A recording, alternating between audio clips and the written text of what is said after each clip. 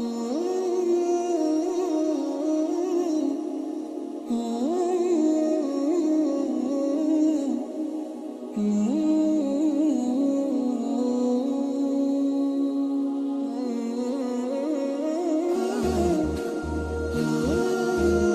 খাটিয়ে একটু হিসেব করে চললেই অল্প টাকাতেও কিন্তু সংসারটাকে সুন্দরভাবে চালিয়ে নেওয়া যায়। জীবনে সবসময় পরিস্থিতি কিন্তু একই রকম থাকে না। মানুষের জীবনে উত্থান পতন আছেই, এগুলো চলতেই থাকবে। বাস্তবতা এবং পরিস্থিতি আমাকে অনেক কিছু শিখিয়েছে। এই দুটো বিষয় থেকে আমি আমার এই অল্প জীবনে অনেক কিছু শিক্ষা নিয়েছি। আসসালামু আলাইকুম সবাইকে। সবাই কেমন আছেন? আশা করছি আল্লাহর রহমতে সবাই ভালো আছেন, সুস্থ আছেন। আলহামদুলিল্লাহ, আমিও আমার পরিবার নিয়ে আছি ভালোই। আজকের ভিডিওটা আমি ঠিক দুপুরবেলা থেকে শুরু করেছি। সংসারের সমস্ত কাজকর্ম শেষ করে নিয়েছি, আর এখন দুপুরবেলা, তো বাজারে যেতে হবে, সন্ধ্যার সময় যাব। তো বাজারের লিস্টটা করে নিচ্ছিলাম। আসলে একটু আগে থেকে লিস্টটা করে রাখলে বাকি যে সময়টুকু আছে ওই সময়টুকুতে বাকি কি আসলে লিস্টে আমি লিখি নাই, ওইটুকু মনে পড়ে গেলে আবার লিখে নিব। তো এই জন্যই আগে থেকে লিস্টটাকে লিখে রাখছি। আর এখানে আমার মেয়ের হাতে কিছু ড্রয়িং ছিল, তো সেগুলো একটু আপনাদের সাথে শেয়ার করে নিচ্ছি। আপনাদের কাছে কেমন লেগেছে কমেন্ট করে জানালে আমার ভালো লাগবে। আর সবাই আমার বড় মেয়ের জন্য দোয়া করবেন, ও যেন বড় হয়ে মানুষের মতো মানুষ হতে পারে। আর এর ফাঁকে তো কোনো কিছু ভিডিও করিনি, একেবারে বাজার থেকে এসেই তারপরে একটু ভিডিও করেছিলাম। আসলে আমাদের মেয়েদের পক্ষে বাজারে বারবার যাওয়া তো একদমই সম্ভব না। সেজন্য আগে থেকে লিস্ট ধরে ধরে আমি কিন্তু বাজার করি।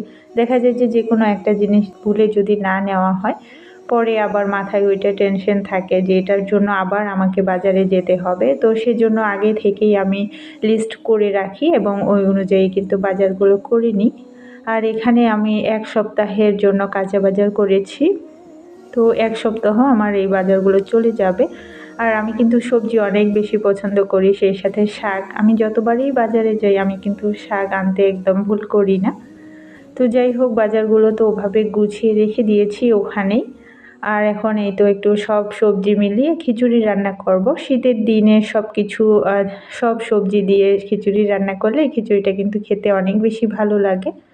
আর বাজার থেকে এসে এত পরিমাণ মাথা ব্যথা করছিল, তো সেজন্য একটু এখানে রং চা বানিয়ে নিয়েছি। আমি যেহেতু আমার সংসারের সব খরচ একা হাতে করি, তো সেক্ষেত্রে দেখা যায় যে আমি চাইলেই কিন্তু এত এত টাকা জমাতে পারি, তাই না? আসলে ব্যাপারটা কিন্তু এরকম না। এখন বাজারের বর্তমান যে পরিস্থিতি, সংসার খরচের জন্য যে টাকাটা নির্ধারণ করা হয়, আসলে সেই টাকাটা কিন্তু সম্পূর্ণ খরচ হয়ে যায়। একটা পরিবারের মানুষের উপর নির্ভর করে কিন্তু একটা সংসারে খরচ হয়। ছোট সংসার হলে খরচটা একটু কম হয়, আবার দেখা যায় যে বড় সংসার হলে সেখানে কিন্তু অনেক মানুষ থাকে, তো সেখানে একটু খরচটা বেশি হয়। আবার সব সময় দেখা যায় যে যেসব সংসারে মানুষের চাহিদা যত বেশি, সেই সংসার কিন্তু ছোট হোক বা বড় হোক, যদি মানুষের চাহিদাটা বেশি থাকে তবে সেখানে কিন্তু খরচটা হবেই। আবার এমনও অনেক পরিবার আছে যে পরিবারে একটা বাচ্চার প্রাইভেটের পিছনে যে টাকা খরচ করে, অন্য একটা মধ্যবিত্ত পরিবারে দেখবেন যে সেই টাকা তাদের সারা মাসের খরচ কিন্তু হয়ে যায়। আমার কিন্তু খুব ছোট্ট একটা সংসার, আমি আর আমার মেয়ে দুইটাকে নিয়ে থাকি, আর আমার হাজব্যান্ড তো বাইরে থাকে। তো সেক্ষেত্রে দেখা যায় যে আমার খরচটা একটু কমই পড়ে, তাই না?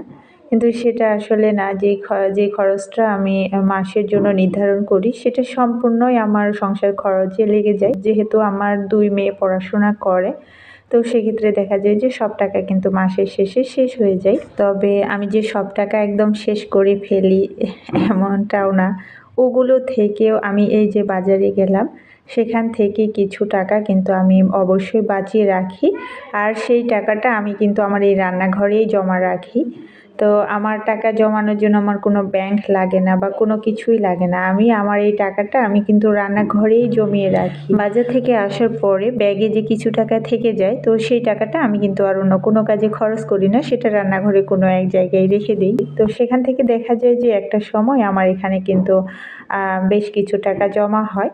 তো পরবর্তীতে আমার হাতে যদি কোনো টাকা না থাকে বা সেই টাকাটা আমি কিন্তু চাইলে সুন্দর মতো খরচ করতে পারি।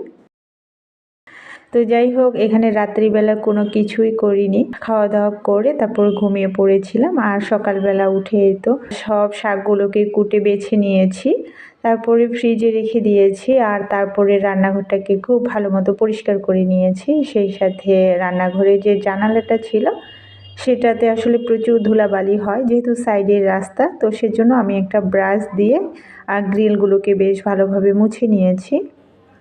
আর এখানে আসলে নতুন ধানের চিড়া খেতে কার ভালো লাগে না, আমার কাছে তো বেশ ভালো লাগে। তো আমার আম্মা দিয়েছিল, তো সেই জন্য চিড়াগুলোকে এভাবে ভেজে বয়মে করে রেখে দিব। আর এভাবে মাঝে মাঝে খেলে কিন্তু অনেক বেশি ভালো লাগে। অসময়ে ধরেন যে বসে থাকলেন, কিছু একটা খেতে মন চাচ্ছে, এভাবে চিড়া ভাজা খেতে আসলে খুবই ভালো লাগে, সেজন্য ভেজে রেখে দিয়েছি। আসলে আমি মনে করি যে একজন গৃহিণীর তার হাজব্যান্ডের যে পরিমাণ ইনকাম, সেই অনুযায়ী যদি একজন গৃহিণী চলতে পারে তাহলে তার হাজব্যান্ডের উপরে কিন্তু চাপটা একটু কম পড়ে।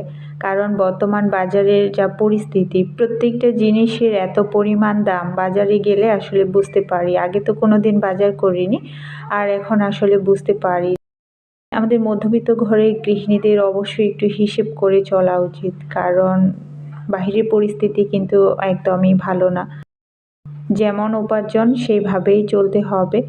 আমি যেমন আমার বাস্তবতা এবং পরিস্থিতি আমাকে কিন্তু অনেক কিছু শিখিয়েছে।